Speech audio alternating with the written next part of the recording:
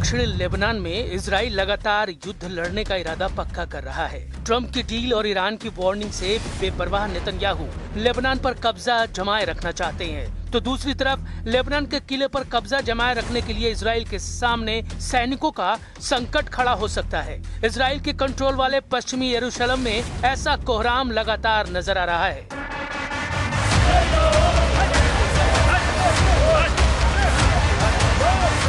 पश्चिमी यरूशलेम में पुलिस और हारेदी प्रदर्शनकारियों की झड़प आए दिन होती रहती है। हारेदी प्रदर्शनकारी वो लोग हैं जिन्होंने सेना में भर्ती के खिलाफ मोर्चा खोला हुआ है। हारेदी यहूदियों की रैली नेतन्याहू को बार बार चैलेंज कर रही है। जब इजराइल ने गाजा, लेबनान और सीरिया में फौज तैनात की हुई है और ईरान से युद्ध किसी भी वक्त शुरू हो सकता है। इजराइल की सेना में भर्ती का मुद्दा बहुत गरमाया हुआ है। अनिवार्य सर्विस का विरोध चल रहा है।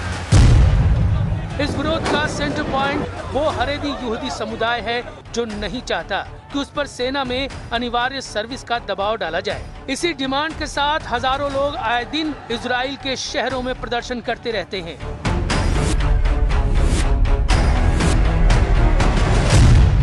इजराइल में नेतन्याहू को हिजबुल्लाह और हमास से इतनी बड़ी टक्कर नहीं मिली जितना इजराइल के अंदर हारेदी समुदाय का विरोध उनके लिए मुसीबत बन चुका है।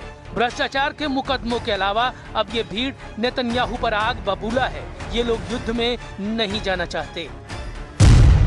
हारेदी यहूदियों की दलील है कि पवित्र किताब तोरा का अध्ययन इजराइल की हिफाजत करता है।